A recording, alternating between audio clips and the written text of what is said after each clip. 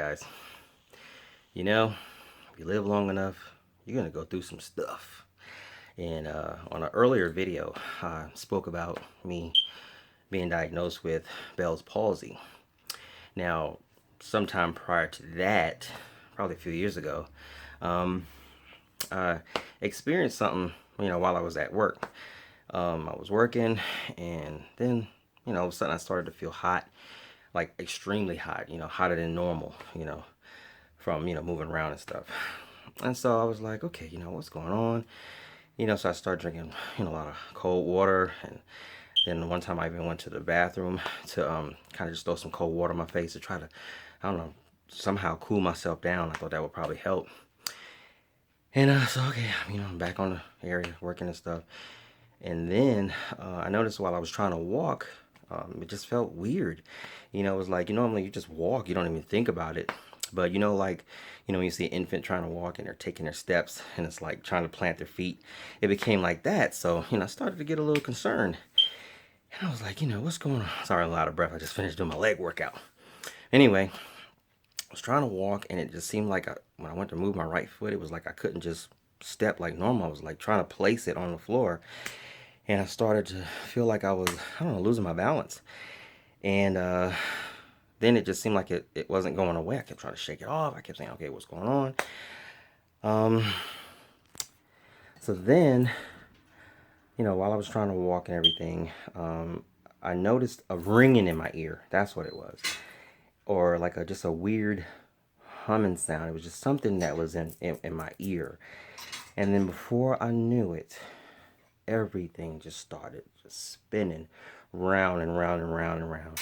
And it's if I could explain it, it's like, you remember how, when you're kids, or I don't know if you're older, somebody took you and spun you around, whether they put you like on a bar stool or a chair that swiveled around, and it just spun you around and around and around and around until you got extremely dizzy, not a little bit, but to the max. And it's so bad that you just can't stand up no matter what you do. That's how it was. Everything was just spinning and spinning and spinning, and I couldn't stand up. So I wound up falling on the floor, and I just stayed it. I didn't even try to get back up, and it was like, I mean, it was the sickest feeling, and it wouldn't stop, and I was concerned, and at the same time I'm dealing with that, and then I started to regurgitate. I was throwing up, and it was like that wouldn't stop. So everything is spinning, and I'm throwing up. And then, my coworkers around me, like, what's going on? Are you okay? And I couldn't talk or say anything. It was just like, I don't know what's going on, but everything, all I can get out was everything is just spinning round and round and round. So, they called the ambulance and they rushed me to the hospital. And I think even in the ambulance, they kind of had an idea of what I might have had. I still didn't know what was going on. I was concerned that, I don't know, maybe my blood pressure is high, am I having some kind of a stroke or seizure or something like that? I don't know what. But the whole time, the spinning just would not stop. And I mean, it took me a while before I could even find a comfortable position to where I wasn't as nauseous, even while everything was still spinning. So finally got me to the hospital, and then, a bunch of doctors and nurses, people standing around, and I just tried my best to explain to them, what was going on. And they said I had vertigo.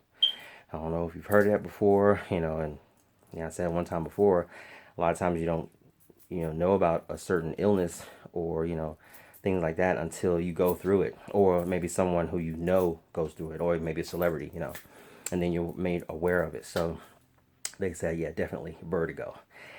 So, they gave me an IV. And one of the weirdest things about IV, because I don't know if I even ever had an IV before, it was like I had to pee, and I couldn't understand it because I thought, okay, they put this thing in your arm, and why I have to keep peeing all the time. Anyway, so eventually it slowly subsided. I can't remember if they gave me any other medicine or anything like that, but after the diagnosis and after I felt better and managed to go home, I stayed there for maybe a few hours. They sent me home and they gave me a prescription for something called meclizine. And I don't know if you guys heard that. And that particular medicine, what they told me about it was not to just start taking it, but when I feel the symptoms coming on, then take it at that moment. So I thought it was kind of strange, never had any medicine to take before where I had to wait until something was happening and then take it, unless I have like a headache or something. So, so I went on home and everything, and I thought, okay, hopefully this is over with. But sometime later, I can't remember if it was a few days or a few weeks, it happened again. And then again and again and again. And then, it happened so many times that I felt like, okay, is this ever going to go away? Once it starts, it does not stop.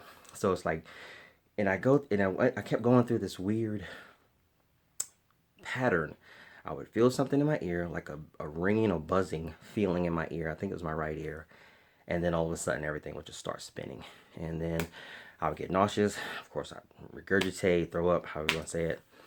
And one time it happened, man, I just had a good plate of food and it had to come back up.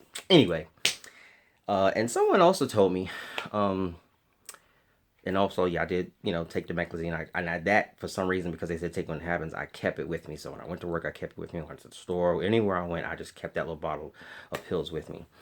Someone also told me to get a little thing of Dramamine, and I think it's like motion sickness.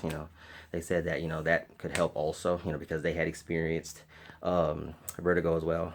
And, one of the things about vertigo, when it's going on, when you have an episode, you can't do nothing. You can't drive, you can't walk, you can't do anything. So it's best to, be in a safe place as best possible, when it happens. But like I said, it's tricky because you never know when it's going to come on. But again, I said, it happens so many times that you get to the point where, you just kind of get used to it and you expect it. So when it eventually stopped happening, I still had the feeling that, okay, this can come on at any time. And I kept expecting it. But then before you know it, it stopped, just as soon as it, unexpectedly came on, it unexpectedly stopped. And I don't know what it was. I don't know, if it's a change in my diet. I mean, that did kind of make me look more at the things that I was eating, make sure I was cutting out my salt, watching some of the things that I ate. So I don't know if that played a factor in it. I don't know if I might have had an ear infection or who knows what, but I know it messed with my equilibrium, for a while there. So, and then I started hearing so many people, had vertigo, even though there's even celebrities that have had it and have suffered with it, And I think for each person, it varies, from time to time and or for how long the duration of it, So, but it's been years now, and I hadn't had any more episodes of it, Um, then, like I said, not too long ago, this year in June, I had Bell's palsy. So, like I said, you live long enough, you're going to go through something. And, some of these things you learn, too, that I don't know if it's necessarily an age factor or a male or female thing or adult or child, whatever. Some of these things, that we experience in life, they can happen to you as a child, an infant or an old person, senior citizen. So, but I just wanted to share that with you. If you know someone who's had vertigo, then maybe you can tell them about, what I was prescribed was meclizine. That's the thing that I don't know if there's anything else you could take for it, but that's what they prescribed for me. And, it doesn't seem like it's something that just goes on forever. I mean, once you get it, it doesn't necessarily mean it's going to stay with you. I mean, well, who knows? Who knows if it'll ever come back in the future? But that was just a little short video. I just want to share with you guys about, you go through life and we experience things, Some things are minor, some things are major.